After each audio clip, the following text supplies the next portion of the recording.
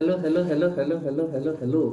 चलो, आज अपन कर रहे हैं ऐसे 450 अपने वही ऑडिटिंग 100 पेजेस वाले नोट्स में से स्टैंडर्ड्स फ्री में टेलीग्राम पे अपलोडेड है। आपको फुल नोट्स चाहिए तो आप वेबसाइट से परचेज कर सकते हो, लिंक डिस्क्रिप्शन में। चलो स्टार्ट करते हैं ऐसे 450 से। ऐसे 450 क्या बोलता है, evaluation of miss statements in an audit of financial statements. That is evaluation of miss statement, जो आपने ऑडिट के ड्यूरिंग आइडेंटिफाई किया उसको क्या करना है, इवैल्यूएट कैसे करना है।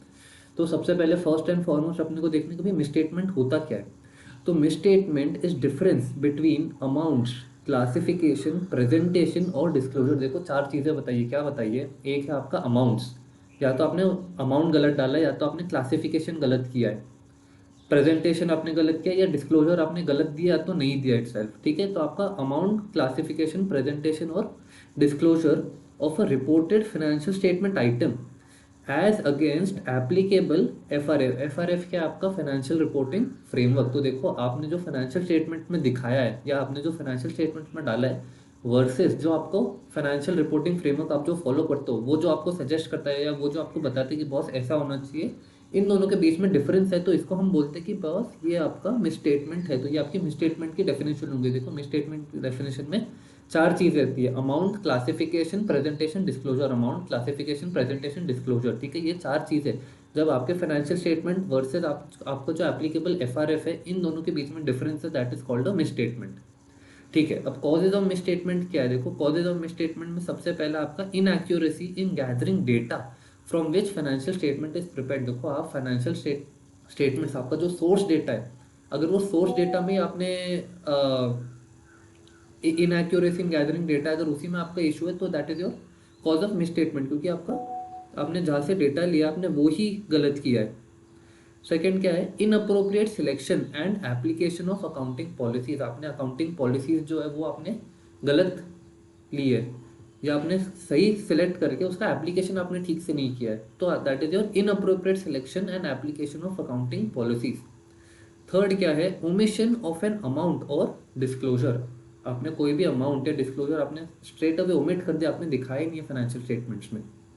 एंड चौथा क्या है, इनकरेक्ट अकाउंटिंग एस्टिमेट्स। आपने जो भी एस्टिमेट्स लिए वो गलत लिए, तो that is your incorrect accounting estimates. तो ये चार कॉजेज है आपके मिसस्टेटमेंट्स के। Now what is auditors procedures if misstatements are identified. देखो मिसस्टेटमेंट आपने अभी तो हमने पढ़ लिया कॉजेज क्या होते कब है। नाउ नेक्स्ट इज, अगर आपको मिल गया, अगर आपको मिसस्टेटमेंट्स मिल गए तो ऑडिटर को क्या करना है, ऑडिटर के प्रोसीजर क्या है। तो ये मैं स्वाइप कर देता हूँ, यस, तो आपको पूरा दिखेगा। ठीक है, तो auditors procedure if misstatement is identified is accumulate the misstatements other than those that are clearly trivial. Trivial मतलब भाई छोटी मोटी चीज़ें इधर उधर है, उस जिनसे फर्क नहीं पड़ता, basically which are not material. तो आपके जो भी मिसस्टेटमेंट्स है which are not trivial, which are not sorry which are trivial, उनको हटा दो। बाकी सारे मिसस्टेटमेंट्स को आप अक्यूमुलेट करो, इकट्ठा करो। सेकंड क्या है, communicate to management and request them to correct. देखो आपने जो भी मिसस्टेटमेंट्स आइडेंटिफाई किए विच आर नॉट ट्रिवियल, मतलब जो छोटे मोटे नहीं है, उनको कम्युनिकेट करो मैनेजमेंट को एंड उनको बोलो कि बॉस इनको करेक्ट करो, ये जो मिसस्टेटमेंट्स मैंने आइडेंटिफाई किए इसको करेक्ट करो।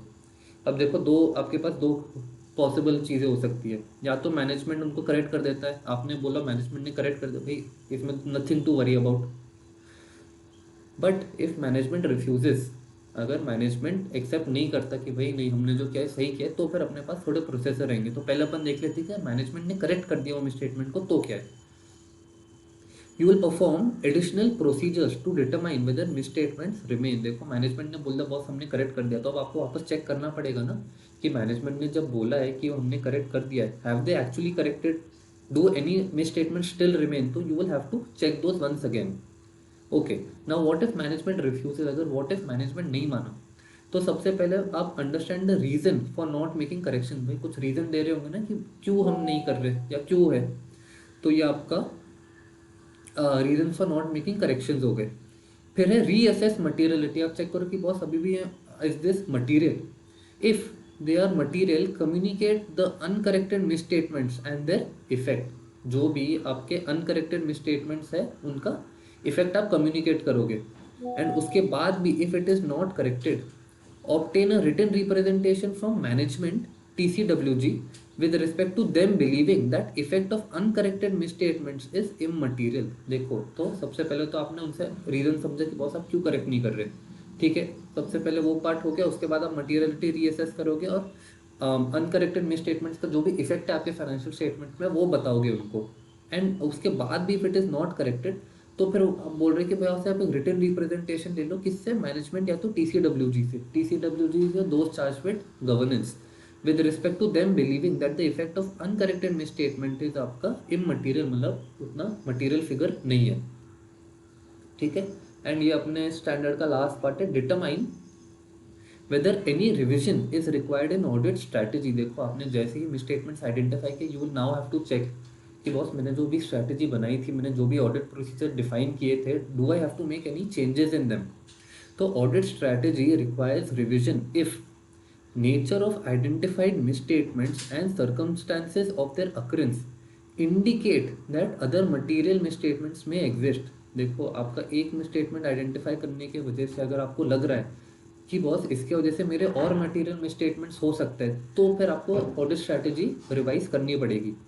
एंड सेकंड क्या है, if the aggregate of misstatement accumulated, aggregate of misstatement मतलब आपको जहाँ जहाँ से भी मिसस्टेटमेंट्स मिले उन सबका इकट्ठा, उन सबको टोटलिटी में अगर आप देखो, accumulated during the audit approaches materiality determined in accordance with ऐसे 320। देखो आपका ऐसे 320 में हम materiality कर चुके, तो देखो सपोज अगर आपका एक मिसस्टेटमेंट मटेरियल नहीं है, अगर आपके दो मिसस्टेटमेंट मटेरियल नहीं है, बट 10 मिसस्टेटमेंट साथ में आप इकट्ठा करो and if now they are material, तो फिर ये लोग बोल रहे हैं कि if it approaches materiality determined, तो फिर आपको रिवाइज करना पड़ेगा कि बॉस अगर मेरा एक स्टैंडर्ड, अगर मेरा एक मिसस्टेटमेंट नहीं, बट इफ मैं अगर aggregate of misstatements accumulate if there is the materiality threshold, तो फिर मुझे ऑडिट स्ट्रैटेजी को रिवाइज करना पड़ेगा। I will have to make some changes, ठीक है। एंड इसी से अपना ऐसे 450 भी खत्म हो गया, छोटा सा ऐसे था।